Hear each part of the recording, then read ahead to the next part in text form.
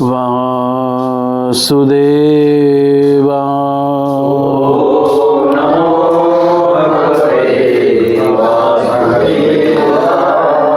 ओम नमो भगवते वासुदेवा।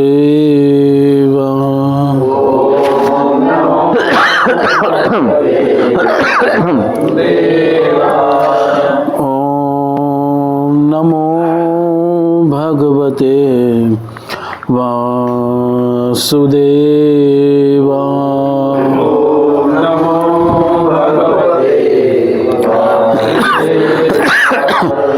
नारायणं नमस्कृत्य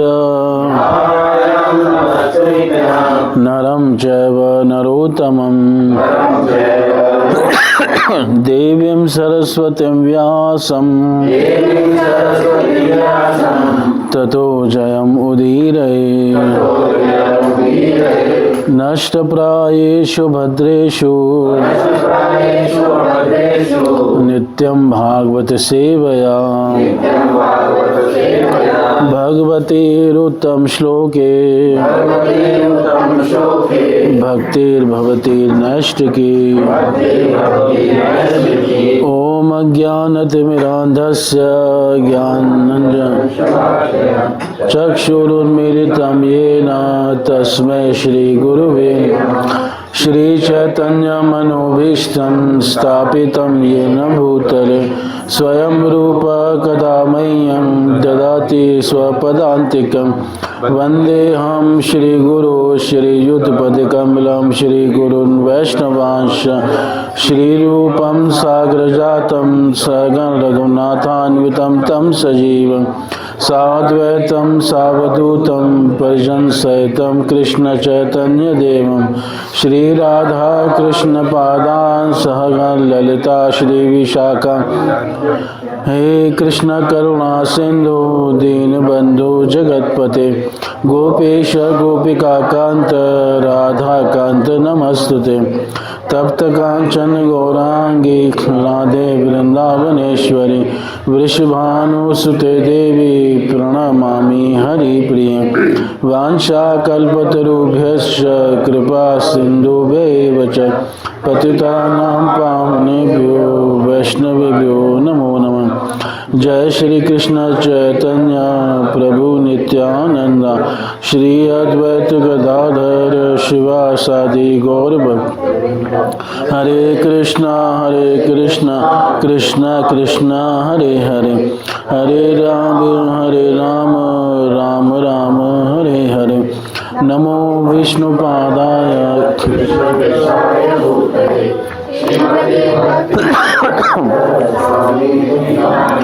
नमस्ते सारथवृत्ति गौरवाणी प्रचारिणी शेषशून्यवादी पाश्चात्यदेशतारिणी। ग्रंथराज श्रीमद्भागवतम की ग्रंथराज श्रीमद्भागवतम स्कंद 1 अध्याय 10 और श्लोक संख्या 29। या वीर्यशुल्केन हृतः स्वयंवरे प्रमथ्य चैद्यः प्रमुखान् हि शुष्मिणः प्रद्युम्न सांब अम्ब सुतादयः अपरः यः च आहृतः भौमवदे सहस्रशः। या वीर्यशुल्केन हृतः स्वयंवरे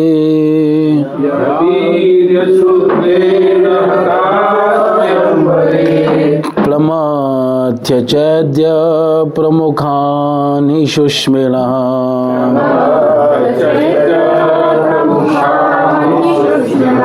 प्रद्युम्न सांबं वसुतादयो परा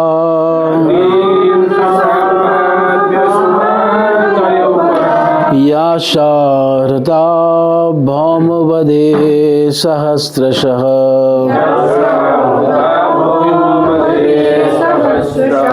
या वीर्यशुल्केन हृतः स्वयंवरे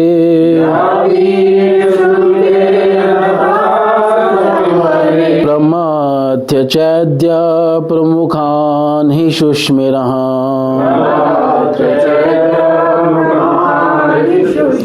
प्रद्युम्न साम्बं वसुतादयो परा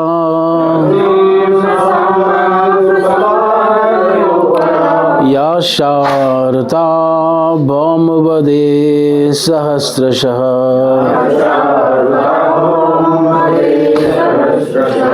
या वीर्यशुल्केन हृतः स्वयंवरे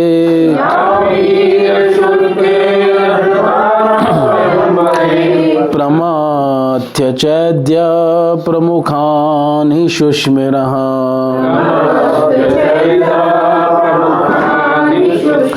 प्रद्युम्न साम्बं वसुतादयो परा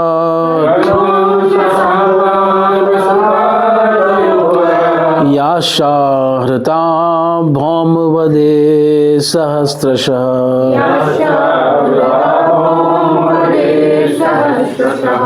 बोलिए। या वीर्यशुल्केन हृता स्वयंवरे प्रमथ्य चैद्य प्रमुखान् हि शुष्मिरे प्रद्युम्न साम्बं वसुतादयो परा याश्चाहता भौमवदे सहस्रशः प्रमथ्य चैद्य प्रमुखान् हि शुष्मिरे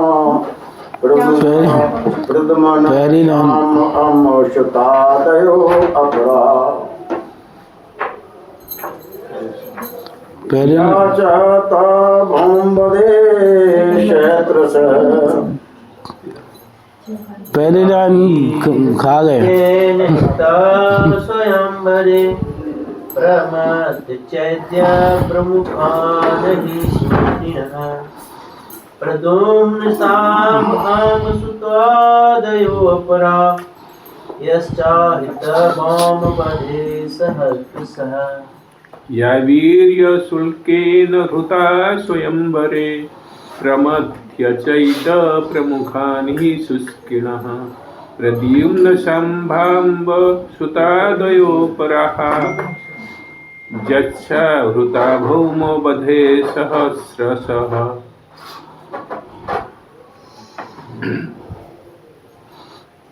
और कोई तो इसका शब्दार्थ अनुवाद और तात्पर्य जगत गुरु श्रील प्रभुपाद महाराज जी के द्वारा श्रील प्रभुपाद महाराज जी की इन पत्नियों से संतानें हैं प्रद्युम्न सांब अम्ब इत्यादि।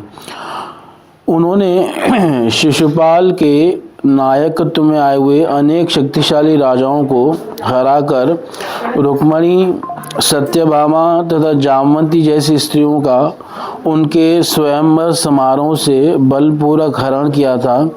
उन्होंने भौमासुर तथा उनके हजारों सहायकों का वध करके अन्य स्त्रियों का भी हरण किया था। ये समस्त स्त्रियां धन्य हैं। तो भगवान की पत्नियों की बात हो रही है और उनके सौभाग्य का वर्णन किया जा रहा है। और पिछले श्लोक में कहा कि उन्होंने जरूर भगवान की पूजा की होगी, तभी वो भगवान श्री कृष्ण के अधरामृत का क्या कर रही हैं, पान कर रही हैं। और जिस अधरामृत के चिंतन करने से ही ब्रज गोपियाँ क्या हो जाती थी, सम्मोहित हो जाती थी। तो या हृदय स्वयंवरे, भगवान जिनका स्वयंवर में जो है जिनको लाए थे, हृता का मतलब ले आए थे बलपूर्वक, मतलब और कैसे वीर्य शुल्केन, वीर्य पराक्रम का शुल्क मूल्य चुका करके भगवान उनको जो है लाए थे।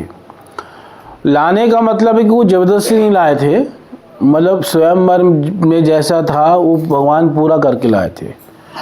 जैसे रुक्मणी जी ने तो स्वयं ही भगवान को क्या लिखा था, पत्र लिखा था, है ना।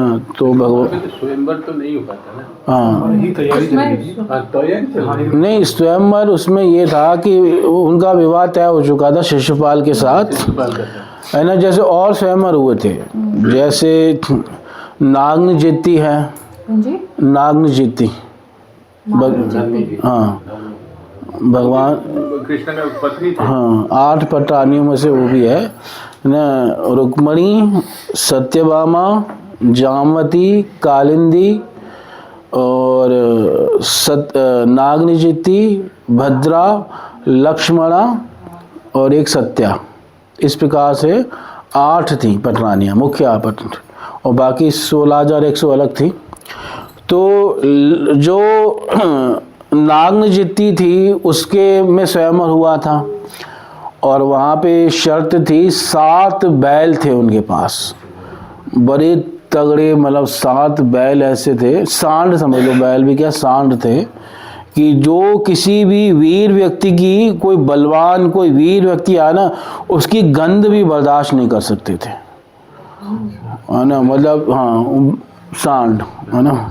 तो वो मतलब जो है उनको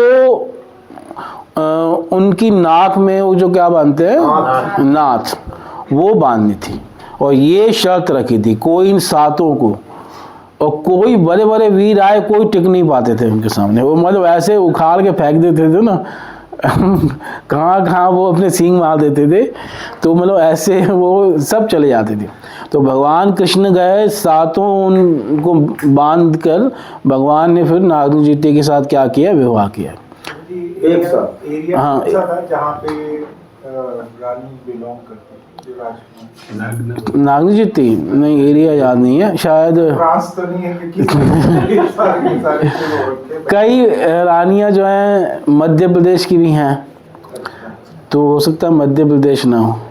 तो इस प्रकार से एक रानी और थी शायद लक्ष्मणा, उसमें क्या शर्त थी कि स्वयंवर में ऊपर वही मत्स्य लगा दिया था द्रौपदी के समान, और जो है अब द्रौपदी के स्वयंवर में क्या शर्त थी, आँख नीचे देख के ऊपर मारना है, नीचे पानी था और पानी में उसकी परछाई को देख कर मारना था। पर यहाँ पे तो और कठोर शर्त थी, नीचे कुछ भी नहीं था और नीचे देखकर ऊपर उसकी आँख में बाण मारना है। तो भगवान ने वो भी पूरा किया और लक्ष्मणा से क्या किया, विवाह किया। तो ऐसे कई स्त्रियों को भगवान जो है स्वयंवर में वीर्य शुल्क देकर उनको ले आए। और इवन देखा जाए तो रुक्मणी जी के विवाह में भी वीर्य शुल्क ही देना पड़ा, क्योंकि बहुत बड़े बड़े लोग क्या कर रहे थे, विरोध कर रहे थे, क्योंकि ये जो है शिशुपाल इनका लीडर था, और रुक्मणी का जो भाई था रुक्मी, वो उसने तय करा दिया था कि मैं रुक्मणी का विवाह किसके साथ करूंगा, शिशुपाल के साथ करूंगा। और जो रुक्मणी के पिता थे वो उसको पसंद नहीं करते थे, है ना। वो तो अपने पुत्र की मतलब उसमें मजबूरी में, हाँ दबाव में थे। कई बार पिता दबाव में होता है तो वो दबाव में थे, वरना वो उसको पसंद नहीं करते थे। तो जब कृष्ण और बलराम जी गए तो उन्होंने बड़ा स्वागत, पहले कृष्ण ही गए थे भगवान, बलराम जी तो बाद में आए, तो उन्होंने बड़ा स्वागत किया था उनके पिता ने, और इनको बाकायदा रहने की व्यवस्था सब इनको दी, पूरा सम्मान किया भगवान श्री कृष्ण का। और जो वहाँ की प्रजा थी, उन्होंने जब श्री कृष्ण को देखा तो सब प्रजा क्या प्रार्थना करने लगी कि रुक्मणी के योग्य वर यही है ना। प्रजा भी प्रार्थना कर रही है कि रुक्मणी का विवाह होना चाहिए तो किसके साथ होना चाहिए, इन्हीं के साथ होना चाहिए। अगर हमने कोई तपस्या की हो, कोई व्रत रखे हो, तो हे विधाता हमें उसका ये फल दे कि इनको और रुक्मणी को क्या कर दे, मिला दे। इस प्रकार से उन्होंने, और इधर ये बात पता चल गई थी इनको कि कृष्ण भी आने वाले हैं, तो सब राजा इकट्ठे हो गए थे। जरासंध, शिशुपाल, दंतवक्र, सारी ये चंडाल चौकरी वगैरह सब इकट्ठे हो गए थे, है ना। मतलब उन्हें पता था कि ये कृष्ण, ये बलराम कुछ ना कुछ गड़बड़ी करेंगे जब आ गए ये, तो है ना। तो ये भी तैयारी में थे अपनी। और फिर रुक्मणी का हरण भगवान ने कैसे किया कि रुक्मणी जी ने भी खुद ही सब कुछ बता दी थी प्लानिंग कि हमारे यहाँ प्रथा है कि हम जो है गिरिजा के मंदिर में जाते हैं, अंबिका के मंदिर में जाते हैं, तो मैं जब मंदिर में जाऊंगी तो उस समय आप मेरा क्या करना, अपहरण करना। तो रुक्मणी जी जा रही हैं, है ना, उन्होंने बहुत स्वच्छ मतलब वो वस्त्र पहने हुए हैं, उनके बाल जो हैं खुले हुए हैं, और वो जो हैं जैसी देवी के मंदिर में जा रही है, गिरिजा के मंदिर में, वहाँ उनको दर्शन कर रही हैं, उनको प्रणाम कर रही हैं, उनसे प्रार्थना कर रही हैं, जैसे माता सीता ने की थी अंबिका से प्रार्थना, वैसे वो भी कर रही हैं। और फिर जब बाहर आनी है तो रुक्मणी जी का ऐसा सौंदर्य प्रकट हुआ कि जितने भी उनके जो बॉडीगार्ड वगैरह जो भी थे, उनके मतलब रक्षक, वो और इवन ये जो हैं जरासंध या शिशुपाल आदि, जिस जिसकी तरफ रुक्मणी जी ने देखा वो मूर्छित होकर नीचे गिर गया। हाँ, सारे वो सिपाही, वो सैनिक, है ना, वो शिशुपाल आदि, और उसी समय सब मूर्छित है। भगवान ने हाथ पकड़ा रुक्मणी का और अपने रथ पे बिठाकर भगवान जो है रुक्मणी को ले गए।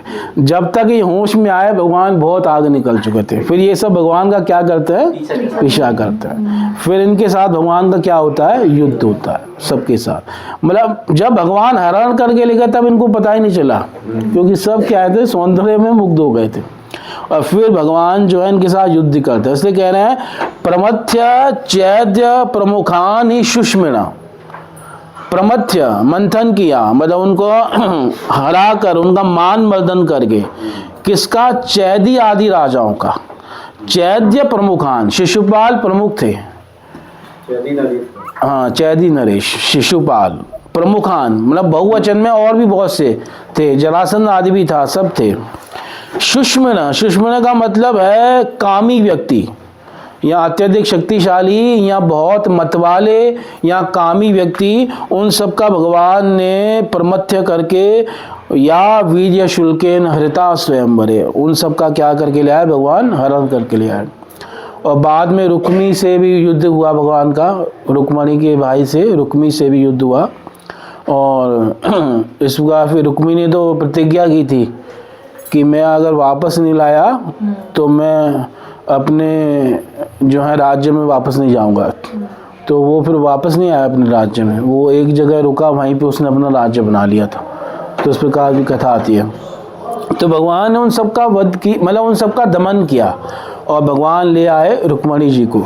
ऐसे कई जगह ऐसा हुआ कि जहाँ कोई विरोध कर रहे थे, और भगवान ने इस प्रकार अपना बदला भी लिया। बदला कैसे, नहीं, रणछोड़ वाला नहीं, ये शिशुपाल ही पिछले जन्म में रावण था। ये भगवान की पत्नी का अपहरण करके ले गया था, और तो भगवान अब इसकी पत्नी का अपहरण करके लिया, बदला पूरा हुआ है ना भाई। उस समय जो है, इस समय रुक्मणी जी का विवाह किसके साथ तय हो चुका था, शिशुपाल के साथ। तो भगवान ने अपना बदला वो क्या कर लिया, है ना, पूरा कर लिया। भगवान पीछे नहीं हटते हैं ना, पूरा हिसाब किताब चुकाते हैं। प्रश्न ये है कि जो रुक्मणी जो प्लानिंग करी थी वो कभी के पत्र के थ्रू, हाँ, पत्र के द्वारा सब बताया था, कॉन्फिडेंशियल, मतलब वो पत्र भी लिखा था और साथ में एक ब्राह्मण भी भेजा था, ब्राह्मण भेजा था, ब्राह्मण एक पत्र लेकर आया था। तो पत्र भी कृष्ण को दिया और ब्राह्मण ने भी संदेशा दिया। तो पूरी प्लानिंग उन्होंने पहले ही कर ली थी, और साथ में ये भी प्लानिंग कर ली थी, अगर आप नहीं आए परसों तक तो मैं अपने प्राणों का क्या कर दूंगी, त्याग कर दूंगी, पर शिशुपाल से विवाह नहीं करूंगी। तो भगवान को तो जाना ही था फिर, और भगवान ने भी कहा कि भाई मैं भी तुमसे प्यार करता हूँ मुझे भी रात को नींद नहीं आती हाँ, ये लिखा हुआ है भागवत में, न निंद्रा न लभे न निशी, ऐसे शब्द आते हैं कि मैं भी रात को सो नहीं पाता तो मुझे भी तुम्हारी याद आती है। तो भगवान गए थे, है ना, भगवान जाना चाहते थे और रुक्मणी जी ने खुद ही जो है जब संदेशा भेजा तो भगवान तुरंत गए और भगवान बहुत जल्दी पहुंच गए थे। फिर जब बलराम जी को पता चला तो पीछे पीछे कौन गए थे? बलराम जी गए थे और बलराम जी फिर सेना लेके गए। उन्हें पता था पंगा जरूर होगा वहाँ पे तो वो अपनी तैयारी के साथ गए थे। तो इधर इतनी देर में कृष्ण जो है निकल आए थे इस प्रकार से। और कह रहे हैं कि प्रमथ्य चैत्य प्रमुखान सुष्मिरा और अपरा या और जो और दूसरी स्त्रियां हैं जिनके है ना पुत्र है प्रद्युम्न सांब अम्ब सुतादयो परा। प्रद्युम्न किसके पुत्र थे? रुक्मणी जी के। भगवान शिव की आराधना करके उन्होंने इन पुत्रों को प्राप्त किया, प्रद्युम्न जी को। और प्रद्युम्न जो है कामदेव का भी अंश प्रद्युम्न जी के भीतर था। प्रद्युम्न स्वयं भगवान है, चतुर्व्यूह में से एक व्यूह प्रद्युम्न भी है, वासुदेव, संकर्षण, प्रद्युम्न और अनिरुद्ध। ये चतुर्व्यूह प्रकट होता है। इसमें मतलब जो पहला चतुर्व्यूह या सेकंड वाले कौन से वाले? ये पहला चतुर्व्यूह है, द्वारका का चतुर्व्यूह पहला है। और उसके बाद सेकंड चतुर्व्यूह जो है वो प्रकट होता है परम व्योम में।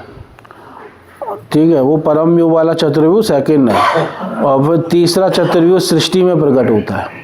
अच्छा, मतलब परम व्योम जो है वो द्वारका से नीचे है। अगर हम हाँ spiritual हाँ, इस प्रकार से मतलब द्वारका ऊपर है तो ये द्वारका का चतुर्व्यूह अंशी है ये चतुर्व्यूह, और उसका अंश है परम व्योम वाला चतुर्व्यूह, वो उसका अंश है।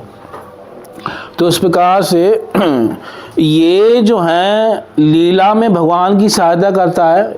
ये चतुर्व्यूह जो यहाँ पे है वासुदेव, संकर्षण, प्रद्युम्न, अनिरुद्ध, ये लीला करने वाला चतुर्व्यूह है। और जो परम व्योम में चतुर्व्यूह है वो ऐश्वर्य वाला चतुर्व्यूह है, वो ऐश्वर्य के भाव में रहता है। और जो इस भौतिक जगत में या कारण समुद्र में चतुर्व्यूह प्रकट होता है वो सृष्टि करने के लिए प्रकट होता है। तो उसमें संकर्षण के अवतार होते हैं महाविष्णु, और प्रद्युम्न के अवतार होते हैं गर्भोदक्षाय विष्णु, और अनिरुद्ध के अवतार होते हैं शिरोदक्षाय विष्णु। और वासुदेव भगवान स्वयं भी आते हैं संसार में। इस प्रकार से चतुर्व्यूह क्या करता है? सृष्टि करता है। तो एक चतुर्व्यूह सृष्टि कर रहा है, एक भगवान के साथ लीला कर रहा है, और एक चतुर्व्यूह अपना ऐश्वर्य में परम व्योम में है। तो ये तीन चतुर्व्यूह मेन है। फर्स्ट यही है ना द्वारका वाला जो लीला करता है। यहाँ तो सब लोग ब्रह्मांड बनते हैं यूनिवर्स में, जब पहली बार बनते हैं गोलोक से पहले, हाँ जब बैकुंठ भी नहीं बनते, हाँ वो वाला वो चतुर्व्यूह वो भी उसमें चार यही होते हैं। नहीं, वैकुंठ तो देखो सदैव से हमेशा से है। ऐसा कोई समय नहीं था कि जब वैकुंठ नहीं था, वो तो पहले से हमेशा से है। तो भगवान उनको समय समय पर, मतलब ये होता है कि भगवान एक समय ऐसे कहने में आता है भगवान ने प्रकट किया, है ना। जैसे कई बार कहते हैं ना एक मोमबत्ती से दूसरी मोमबत्ती चली, जैसे भगवान कृष्ण आदि पुरुष हैं, उनसे सारे अवतार आए। तो ये सब कहने के लिए है, एक्चुअल में सारे अवतार भी सनातन है, नित्य हैं, वो सब पहले से ही हैं। ये समझाने के लिए कई बार कही जाती है। तो भगवान का ये धाम परम व्योम ये बलराम जी से प्रकट होता है। तो पहला चतुर्व्यूह जो है द्वारकावाई माना जाता है, और द्वारका यहाँ भी भगवान का धाम सनातन है, उसको भगवान यहाँ प्रकट करते हैं, है ना। वो नित्य धाम है और वो कहीं भी प्रकट हो सकता है। तो इस प्रकार से वो यहाँ भगवान क्या करते हैं? प्रकट करते हैं। तो इस प्रकार से ये तीन चतुर्व्यूह हैं। तो रुक्मणी जी के पुत्र हैं प्रद्युम्न जी, और ये भगवान के अवतार हैं। इसलिए जैसे रामलीला में भी चतुर्व्यूह प्रकट हुआ, है ना, राम लक्ष्मण भरत शत्रुघ्न। तो राम जी भगवान स्वयं वासुदेव हैं, लक्ष्मण जी संकर्षण हैं, भरत प्रद्युम्न हैं, और अनिरुद्ध क्या है? शत्रुघ्न। इस प्रकार से वहाँ भी चतुर्व्यूह प्रकट हुआ। तो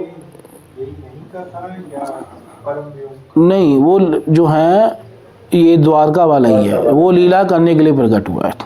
तो द्वारका का चतुर्वी उसका दूसरा रूप है, राम लक्ष्मण भरत शत्रुघ्न। लीला के लिए हमेशा द्वारका का चतुर्थ। हाँ, वो वही प्रकट होगा। तो इस प्रकार से कई जगह भगवान केवल 2 व्यू प्रकट करते हैं। जैसे ब्रज में प्रद्युम्न और अनिरुद्ध नहीं है, केवल कृष्ण और बलराम है माधुर्य भाव में। और कई जगह है जो बलराम भी जी नहीं होते, कृष्ण होते हैं, भगवान होते हैं। कई रूप में भगवान अकेले प्रकट हुए, वामन मत्स्य आदि में, कूर्म आदि में, इन सब में भगवान क्या हुए, अकेले प्रकट हुए। तो जब पूरी अपने ऐश्वर्य, पूरे गुण दिखाने हो, पूरी शक्ति का प्रकट करना हो, तब ये चतुर्व्यूह पूर्ण रूप से प्रकट होता है। तो इसलिए द्वारका में जो है पूर्ण प्रकट हुआ, रामलीला में प्रकट हुआ, इस प्रकार से। और ब्रज में भगवान ने पर 2 रूपों में अपने आप को प्रकट रखा। तो सांब, अब ये सांब किसके पुत्र हैं? ये सतवाहन जामवती के, हाँ जामवती के पुत्र। तो जामवती जो है, इसके साथ की विवाह भी की कथा भी बताई आपको कि भगवान जो है गए थे, समंतक मणि का आरोप भगवान के ऊपर लग गया था। देखो ये ऐसा ही होता है भाई, धन वगैरह जहाँ आ जाता है ना, तो भगवान को भी नहीं छोड़ा उन्होंने, भगवान के ऊपर ही क्या लगा दिया, आरोप लगा दिया। स्वयं बलराम जी ने नहीं, बलराम जी ने नहीं लगाया, बलराम जी तो जानते थे, पर मतलब कई लोग लगा रहे थे। सत्यभामा के, जैसे ही मणि जो है सूर्य देवता की थी, और ये सूर्य देवता ने अपने मित्र किसको दी थी? सत्राजीत को दी थी। और सत्राजीत ये अपना मणि पहन के है ना घूमता था, है ना, चौड़ा होके घूमता था, मणि दिखाता था, है ना। कई लोग जैसे मोटी चैन पहन के है ना घूमते हैं, तो ऐसे वो घूमता था। तो आया ऐसे ही, है ना। तो जब आता था ना, इस मणि से इतना तेज निकलता था, लगता है कि सूर्य देवता ही आ रहे हैं। तो भगवान ने समझाया कि देखो तुम्हारे पास बड़ी कीमती मणि है। वो कई सोना मतलब रोज देती थी वो मणि, लिखा है कि कितना सोना वो रोज क्या करती थी, 7 बार, हाँ 7 बार ऐसा कोई सोना रोज निकलता था उसमें से। तो भगवान ने कहा कि भाई इसको संभाल के रखो, कहीं कोई चुरा वुरा ना ले, ऐसे मत घूमो चौड़े होके। तो भगवान ने समझाया, तो उसको लगा कि ये मुझसे जल रहे हैं, हाँ मेरी मणि इनसे क्या हो रही है, सहन नहीं हो रही है। तो इस प्रकार से भगवान ने तो समझा। फिर भगवान ने कहा कि देखो यहाँ तो ये तुम उग्रसेन महाराज को दे दो, इस प्रकार से भी कहा। और भगवान ने ये भी कहा कि चलो बाद में ये कहा था उनको समझाने के समय कि मणि तुम अपने पास रखो, पर इससे जो सोना निकले वो उग्रसेन महाराज को तुम क्या करो, दे दिया करो, इस प्रकार से भगवान ने कहा था। तो इनको लगा कि ये मणि जो है इनकी इस पे नज़र है। तो एक दिन उसका भाई, सत्राजीत का भाई, उस मणि को लेकर निकल गया हाँ जंगल में, और उसको एक शेर ने मार दिया, है ना। और वो मणि उसके शेर के पास आ गई। फिर इधर एक ऋषि था जामवंत जी, तो उन्होंने उस शेर को मार के उससे वो क्या ले ली, मणि ले ली। और मणि जो है वो जामवंत जी ले गए अपने घर में, उनकी एक गुफा थी, और वहाँ पे उन्होंने बच्चों को दे दी, बच्चे खेलने लगे। हाँ, तो इधर क्या हुआ, मणि जब चोरी, मतलब उसका भाई वापस नहीं आया, तो सत्राजीत समझ रहे थे कि कृष्ण ने ही मेरे भाई को क्या करवा दिया, मरवा दिया, मणि के लिए। हाँ मणि के लिए, है ना। तो तब भगवान अपना ये अपने ऊपर ये जो लगा था लांछन, इसको मिटाने के लिए भगवान गए, और भगवान ने देखा कि जो उसका भाई प्रसन्न है वो तो क्या हो गया है, मारा जा चुका है।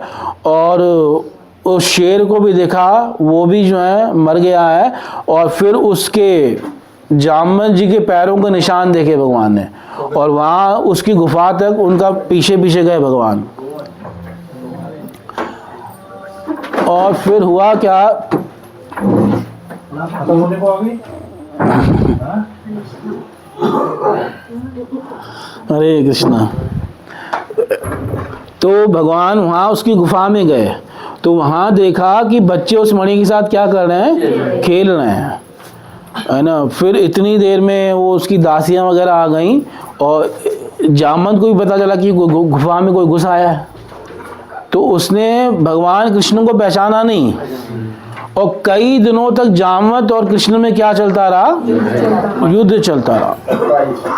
27-28 दिन तक चला। जामवंत भी सोचने लग गया कि कौन ऐसा व्यक्ति आ गया है। उसको लड़ते लड़ते थक गया, उसकी एक नस ढीली पड़ गई। उसने कहा भाई ये भगवान के सिवा और कोई नहीं हो सकते, क्योंकि मतलब जामवंत में बहुत बल था। अगर जामवंत जी चाहते तो समुद्र वो भी पार करके चले जाते, उतनी शक्ति थी।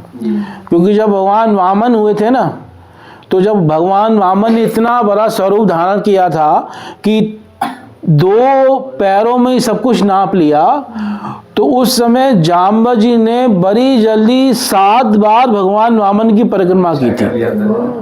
तो सोचो कितने वो होंगे, 7 बार परिक्रमा कर ली। किसकी? भगवान वामन की। जब उन्होंने तीनों लोक नाप दिए 2 पैरों में, कितना बड़ा विशाल रूप था भगवान का, और उसकी 7 बार, यानी इतने पराक्रमी थे। तो उस समय भी जामवंत? हाँ, उस समय भी जामवंत थे। राम जी के समय कह रहे मैं बूढ़ा हो गया हूँ। राम जी जब हुए थे, राम जी अभी नहीं हुए, आज से करीबन 2 करोड़ साल पहले राम जी हुए थे। और भगवान वामन तो उससे कई करोड़ साल पहले हुए। तो जामवंत जी भी बहुत लंबा जी है। तो वो जब वामन भगवान आए तब वो युवा थे, जवान थे। तो कहा तब तो मैं जवान था, मैंने 7 बार भगवान की परिक्रमा कर ली, अब मैं बूढ़ा हो चुका हूँ, वरना मैं ही चला जाता हनुमान ये समुद्र पार करके। तो तब उन्होंने समुद्र पार नहीं किया, है ना। पर बल तब भी था, और फिर वो बल द्वापर युग में भी था, तभी 27 दिन भगवान के सामने टिक गए, है ना। वो बाद में पता चला कि अरे ये तो मेरे प्रभु ही हैं, और तब उन्हें पता चला कि ये भगवान है, क्योंकि भगवान के अलावा इतना पराक्रम किसी में नहीं हो सकता। तो तब उन्होंने जो है भगवान को मणि भी दी, और साथ में अपनी पुत्री जामवती भी थी, और तब भगवान का विवाह जामवती के साथ हुआ, और जामवती के पुत्र हैं साम, और भगवान मणि वापस ले आए। किनके अवतार हैं जामवंत?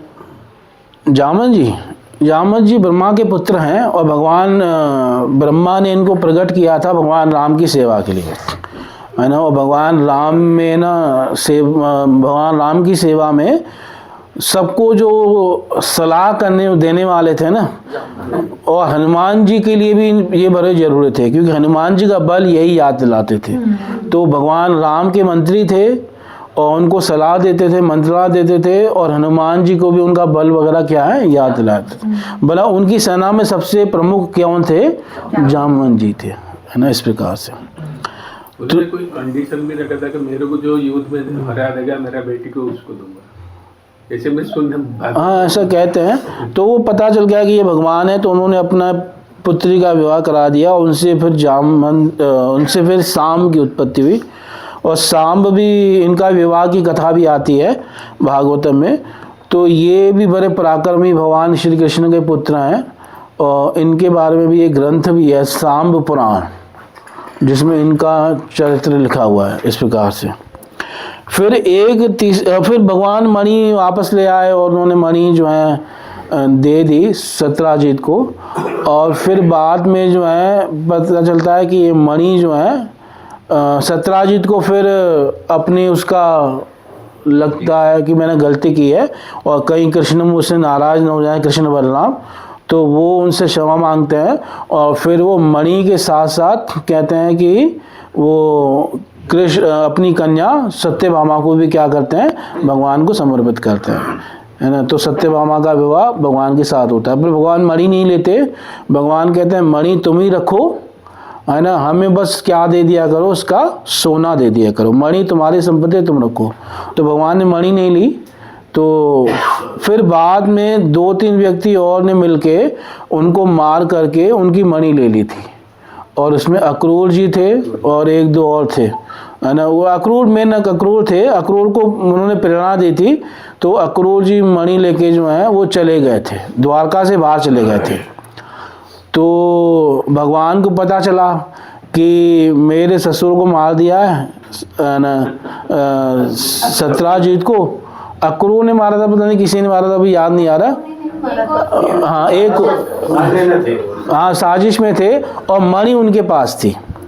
तो अक्रूर जी से जाने से क्या हुआ कि भगवान को पता चल गया अक्रूर जी ने जो है मणि ले गई है, क्योंकि अक्रूर जी के जाने से पर एक दिक्कत हो गई द्वारका में, कि द्वारका में जो है ना सूखा पड़ने लगा। फिर अक्रूर जी से क्योंकि अक्रूर कहते हैं कि अक्रूर जी जहाँ पे रहते हैं वहाँ कोई सूखा वगैरह नहीं पड़ता, वहाँ अनाज वगैरह सब होता है भरपूर मात्रा में। तो अब सबने कहा कि अक्रूर जी को वापस लाओ, है ना, द्वारका में। तो भगवान कृष्ण गए कि उनको पता था कि अक्रूर काशी में है, उस समय वो काशी में रहते थे। तो भगवान जब उनसे मिले तो भगवान ने भी उनको कहा कि और आप कैसे हैं, सब ठीक है, और सुना है आजकल आपके यज्ञ हो रहे हैं बड़े बड़े, उन यज्ञों में जो है सारे पात्र सोने के होते हैं। भगवान समझ गए थे क्योंकि मणि इनके पास ही है, तो भगवान ने है ना कहा बड़े बड़े यज्ञ कर रहे हो और दक्षिणाएं भी बहुत दे रहे हो, और सब चीज़ें किसकी हैं, सोने की हैं। तो अक्रूर जी ने फिर भगवान को मणि दे दी और भगवान से क्षमा मांगी कि मुझे इन दो लोगों ने भड़का दिया था, इसके कारण मैंने ऐसा कार्य किया। तो अक्रूर जी के ऊपर दोष आया था ये। तो फिर भगवान ने वो मणि लेकर के वो फिर राजा उग्रसेन को ही वो मणि को दे दिया इस प्रकार से। तो तब भगवान का विवाह जामवंती के साथ भी हो गया था उस मणि की कथा में, और साथ में किसके साथ हो गया था, सत्यभामा के साथ। कहते हैं कि सत्यभामा श्रीमती राधा रानी थी। जब भगवान श्री कृष्ण ब्रज छोड़ के चले गए थे तो राधा रानी बहुत विरह में थी। तो एक बार कथा आती है कि राधा रानी ने यमुना जी में छलांग लगा के अपने प्राणों का त्याग करना चाहा। तो जब यमुना जी में उन्होंने अपने छलांग लगा दी तो यमुना जी ने, कालिंदी देवी ने राधा रानी को उठा करके अपने पिता सूर्यदेव को दिया, है ना। तो क्योंकि यमुना जी के पिताजी कौन है, सूर्यदेव, वो सूर्य कन्या है। तो सूर्यदेव ने राधा रानी को अपने मित्र सत्यराजीत को दिया। तो सत्यराजीत की जो कन्या है सत्यभामा, वो राधा रानी है ब्रज की, जो द्वारका में गई, और वहाँ पे द्वारका में उनका मन नहीं लगता था क्योंकि उनकी किसकी याद आती थी, वृंदावन की। तो भगवान ने सत्यभामा के लिए, राधा रानी के लिए द्वारका में एक नव वृंदावन बनाया था, बिल्कुल वृंदावन जैसा, है ना। पर फिर भी जो है राधा रानी को इससे वृंदावन की क्या आती थी, याद आती थी। तो इस प्रकार से सत्यभामा को, इससे सत्यभामा भी बहुत मान करती थी, जैसे राधा रानी मान करती थी ऐसे सत्यभामा का भी मान था। रुक्मणी आदि मान नहीं करती थी, पर सत्यभामा क्या करती थी, बहुत मान करती। तो इनके पुत्र है जो है स्नेह शाम, तो उनके पुत्र हैं जामवती। तुलादान का वहीं से प्रथा शुरू हुआ क्या? वो नारद मुनि आए थे ना, उन्होंने तुलादान, हाँ द्वारका में अभी भी तुलादान, हाँ तुलादान अभी भी होता है। और नागरी जीति के पुत्र हैं अम्ब, जो अम्ब का वर्णन हो रहा है अभी। तो इस प्रकार सुता दयो परा, तो ये इनके पुत्र हैं। और हर यहाँ पे तीन का ही नाम है, पर भगवान के बहुत सारे पुत्र थे। और जैसे कि हमने चर्चा की पहले भी, हर रानी से कितने पुत्र थे, 10-10 पुत्र थे, और एक एक पुत्री भी थी, है ना। भगवान की इतनी संतानें थी। अपरा याशा हरता भौम वधे सहस्त्रश, और जो भगवान भौमासुर का वध करके ले आए थे, और भौमासुर का वध करके कितनी लाए थे, 16,100। हालांकि भगवान उनके साथ जो है, भगवान तो उनको सबको घर भेजना चाहते थे उनके, पर उन्होंने कहा कि अब हमें कोई स्वीकार नहीं करेगा, तो आप हमें स्वीकार कीजिए। जब आपने उसके बंधन से छुड़ाया है तो अब स्वीकार भी कीजिए। तो तब भगवान ने उनको क्या किया, स्वीकार किया, और सबको द्वारका में भिजवा दिया। और फिर जब सब द्वारका आ गई तो भगवान ने सबके साथ विधि पूर्वक पाणी ग्रहण किया। एक ही समय में, है ना, एक ही मुहूर्त में 16,100 विवाह किए भगवान ने, और वो भी विधि पूर्वक। विधि पूर्वक मतलब समझते हो, सबके साथ भगवान ने किए, पर विधि पूर्वक तब होंगे ना जब माता पिता भी होने चाहिए। हाँ चलो, उन जो है रानियां हैं या जो, वो भी उनके माता पिता समझ में आते हैं, पर इनके माता पिता भी हर जगह होने चाहिए ना। तो वसुदेव देवकी वगैरह भी सब जगह थे, और तब भगवान ने एक ही मुहूर्त में विवाह कर लिया, एक ही साथ। पंडाल में इकट्ठा नहीं, एक नहीं, एक के साथ भगवान बैठे हुए हैं, है ना। मतलब ऐसा नहीं कि चलो सबके साथ भाई एक साथ फेरे ले लिए, सबके साथ अलग अलग फेरे भी ले रहे हैं, है ना। सोचने वाली बात हो, ऐसा नहीं कि अब चलो एक का काम हो गया अब दूसरी का साथ विवाह करेंगे तीसरी, ऐसा नहीं, एक ही मुहूर्त में सबके साथ कर दिया। हाँ, इतना विस्तार कर लिया कि ये नारद जी भी इसको देख के आश्चर्यचकित हो गए कि ये कैसी लीला है कि एक ही समय में आसाम मुहूर्त एकस्मिन आगारेषु, कि मतलब एक मुहूर्त में विभिन्न स्त्रियों के साथ विवाह कर दिया भगवान ने, और एक ही समय में। ये जो एक्सप्रेशन की बात आते हैं, भगवान ने एक्सप्रेशन किया, तो हर व्यक्ति के अंदर एक परमात्मा तो है ही है, भगवान तो स्वयं परमात्मा है, बट ये जो देवकी माता और वसुदेव जी का भी एक्सप्रेशन हुआ, तो इसमें एक्सप्रेशन कैसे हुआ? तो उनका शरीर या आत्मा दोनों ही प्रकट होते थे एक साथ, या किस प्रकार से? देखो, भगवान का जो विस्तार होता है ना, वो योगियों की तरह नहीं होता। भगवान तो स्वयं एज इट इज एक साथ करोड़ जगह भी प्रकट हो सकता है और वही रहेंगे। अब जैसे योगी भी कई बार अपना विस्तार कर लेते हैं, पर उसमें एक दिक्कत होती है कि जो मूल योगी है ना, वो जो कार्य करेगा बाकी भी उसी की नकल करेंगे, अलग अलग कार्य नहीं। वो अगर हंसेगा तो बाकी भी हंसेंगे, तो वो समझ लो जैसे एक प्रतिबिंब के समान हो गया, है ना। जैसे दर्पण में जो प्रतिबिंब होता है, जो व्यक्ति करेगा, अब 1000 कांच लगा दो तो 1000 जगह प्रतिबिंब लगेगा, तो वो मतलब विस्तार होता है, पर उसमें वो बात नहीं होती। पर भगवान हर जगह अलग अलग कार्य कर रहे हैं और वैसे ही प्रकट है। कहीं कहीं ये नहीं लग रहा कि ये भाई यहाँ कम है यहाँ ज़्यादा है। और नारद जी इस चीज़ को देखकर हैरान हो गए। जब नारद जी आए थे भगवान की दिनचर्या देखने के लिए, तो उन्होंने यही देखा कि कहीं भाई भगवान जो है नहाने की तैयारी कर रहे हैं, है ना, कई भगवान नहा के हैं वो दान दे रहे हैं ब्राह्मणों को, कहीं जो है सुधर्मा सभा में जाने की तैयारी हो रही है ना, कहीं पे यज्ञ कर रहे हैं, कहीं पे पत्नी के साथ जल क्रीड़ा कर रहे हैं। मतलब अलग अलग कार्य कर रहे हैं और समय भी अलग अलग चल रहा है। लग रहा है कि वहाँ ये समय चल रहा है, वहाँ ये समय चल रहा है। तो नारद जी की बुद्धि मतलब वो कल में गई, क्या हो रहा है भाई। हाँ, क्योंकि कहीं पे किसी समय का कार्य देखा, कहीं पे किसी समय का कार्य देखा, और हर महल में जाता के देखा कर क्या रहे हैं। कहीं पे चौसर खेल रहे हैं, मतलब लूडो टाइप खेल रहे हैं, इस प्रकार से शतरंज या लूडो है ना, ऐसे खेल रहे हैं। तो नारद जी देख के हैरान हो गए हर समय। और कहीं पे जो है सलाह कर रहे हैं मंत्रियों के साथ, चर्चा चल रही है। तो उस प्रकार से नारद जी ने हर जगह देखा कि वो अलग अलग कार्य कर रहे हैं, और हर जगह क्या कर रहे हैं, नारद जी को देखकर उनका स्वागत भी कर रहे हैं। आओ आओ नारद जी आओ। नारद जी परेशान हो गए, भाई अभी अभी तो मिले थे, है ना। और हर जगह उनका क्या हो रहा है, स्वागत हो रहा है। और हाँ, द्वारका की लीला हर महल में जाके देखा नारद जी ने। और कभी कभार तो भगवान श्री कृष्ण जो है, मतलब जैसे एक बार कथा आती है, उद्धव जी ने देखा कि भगवान कृष्ण स्त्री के रूप में महल में घूम रहे हैं, है ना, स्त्री का रूप बनाया हुआ है, और उद्धव जी का मन उनके ऊपर आ रहा है।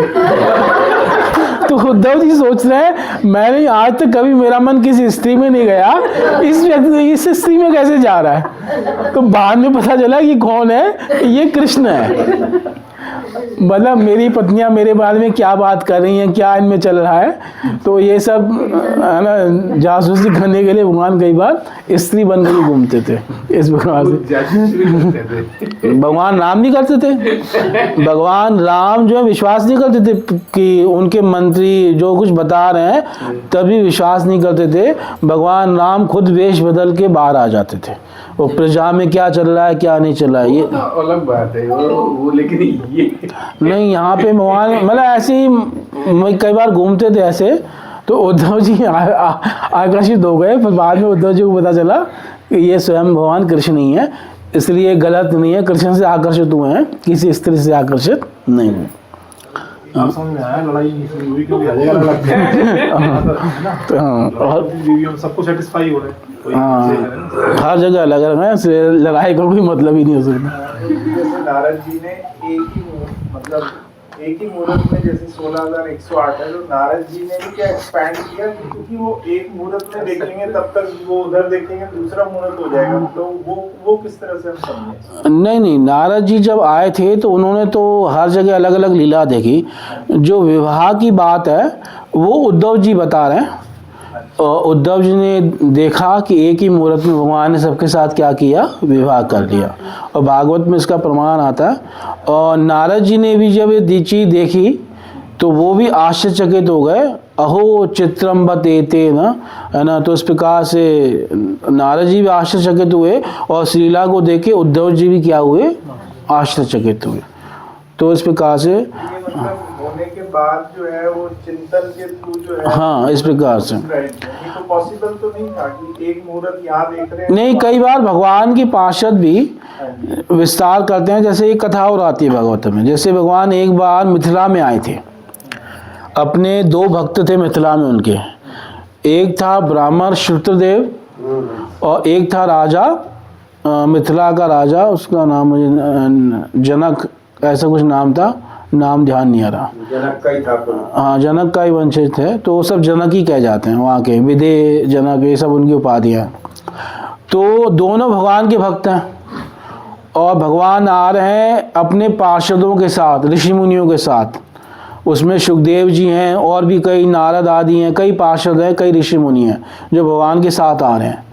और दोनों के घरों में भगवान एक ही समय प्रवेश की, भागवत में लिखा हुआ है। जिस समय मकर ध्वज नहीं, और कुछ नाम है, मतलब जिस समय राजा के घर में प्रवेश करते हैं उसी समय ब्राह्मण के घर में भी प्रवेश करते हैं, और ब्राह्मण बड़ा प्रसन्न होकर नाचने लगता है। ये भागवत में कथा आती है ना। ब्राह्मण अपने हिसाब से स्वागत करता है, राजा अपने हिसाब से। और भगवान के साथ ऋषि मुनि भी दोनों जगह हैं, दोनों जगह नारद जी भी हैं, दोनों जगह सुखदेव जी भी हैं, और वो भी सब क्या है, एक ही समय है। तो इस प्रकार से भगवान के पार्षद भी कई बार अपना क्या कर लेते हैं, विस्तार कर लेते हैं, ऐसा होता है। तो देखो ये है ना, संसार से परे की शक्तियाँ हैं, है ना। हम अपने हिसाब से हर चीज़ सोचते हैं ना, तो चक्कर हम लोग समझ नहीं पाते ये चीज़ है। तो भगवान ने इस प्रकार से हजारों विवाह किए, उन सबको स्त्रियाँ कह रही हैं या शारता भौम वधे सहस्त्रश। तात्पर्य, शक्तिशाली राजाओं की अत्यधिक सुयोग्य कन्याओं को खुली स्पर्धा में अपना पति चुनने की अनुमति दी जाती थी, और इसी को क्या कहते हैं, स्वयंवर कहते हैं। यानी अपने हिसाब से वो जो है चुने। अभी जो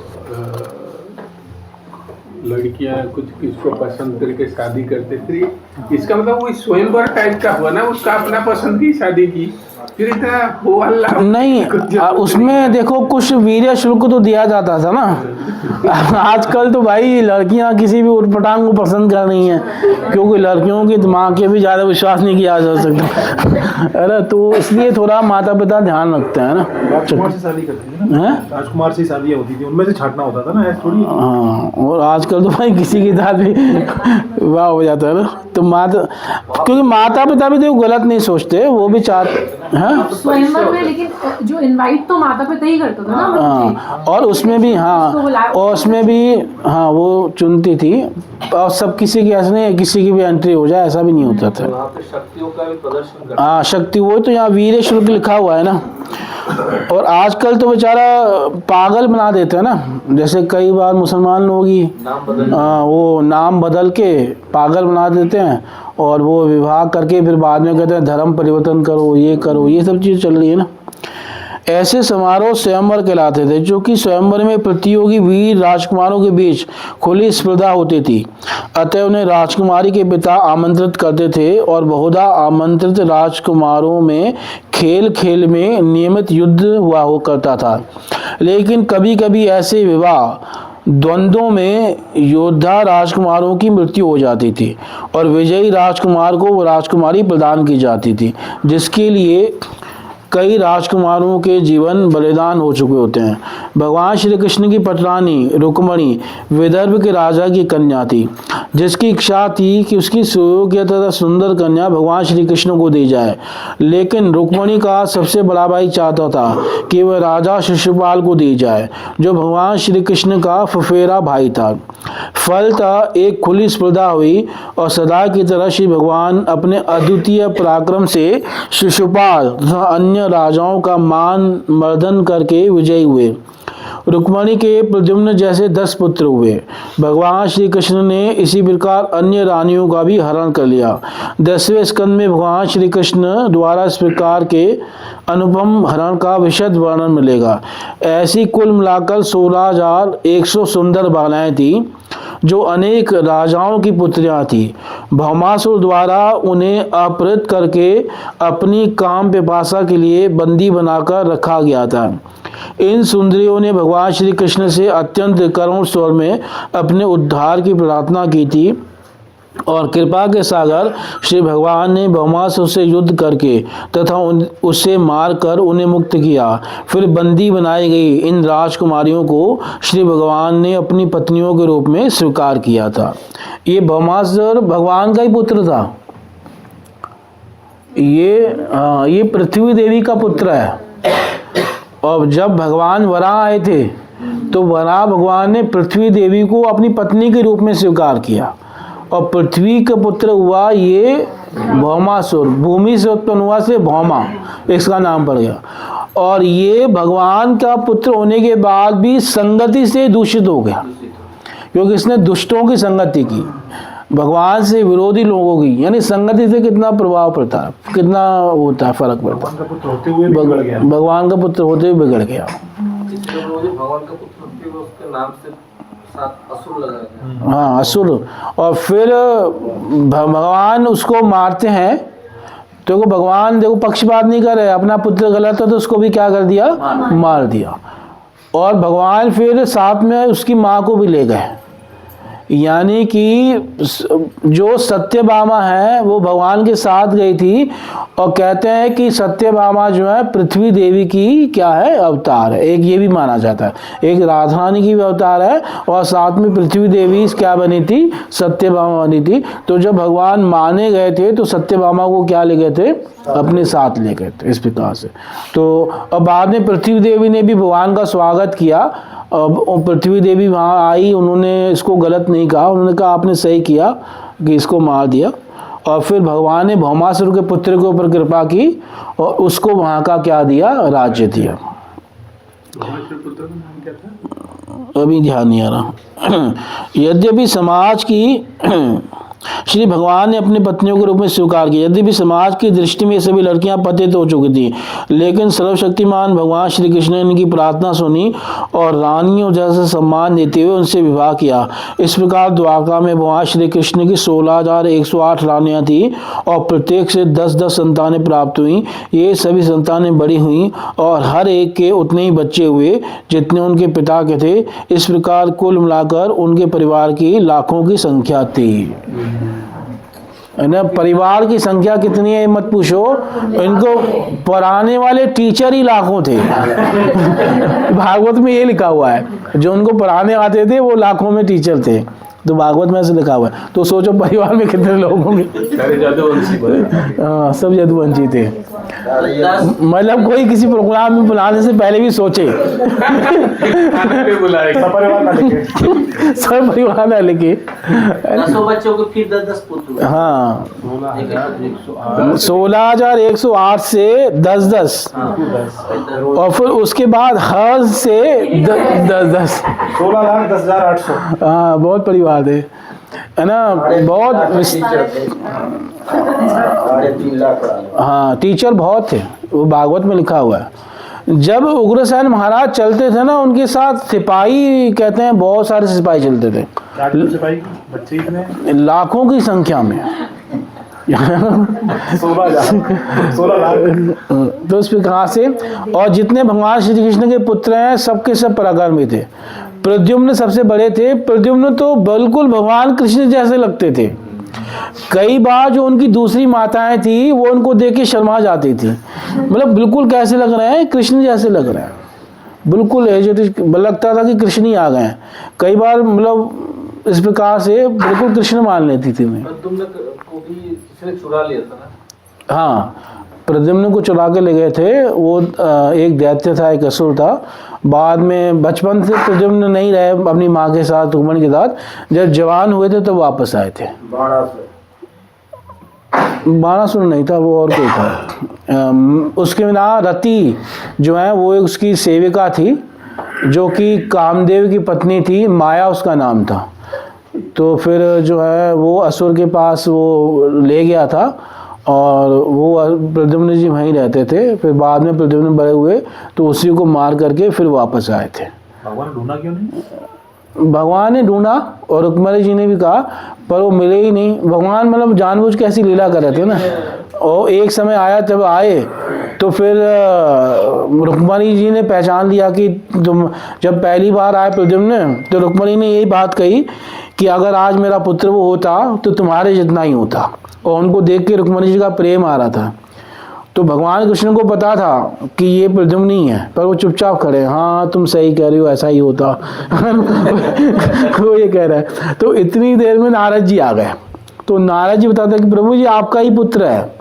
और रति उसको लाती है, रति यानी माया देवी जो कामदेव की पत्नी है, तो वो उसको लाती है। तो इस प्रकार से ये कथा भी भागवत में आती है 10वें स्कंद में। और फिर नारद जी बताते हैं कि हाँ ये आपका ही पुत्र है। ऐसे से पूरी कथा नारद जी बताते हैं रुक्मणी जी को। ऐसी कथा है जैसे लोग उनका चित्र बना देती थी, वो अलग है, वो बाणासुर वाली कथा है। और वो जब उनका विवाह हुआ, सांब का विवाह हुआ उषा के साथ, तो वो कथा अलग है। हाँ, अनिरुद्ध का विवाह जब हुआ, उषा थी, हाँ उषा के साथ, तब ये कथा आती है। ये भी कथा भागवत में 10वें स्कंद में है। ठीक है, हरे कृष्णा।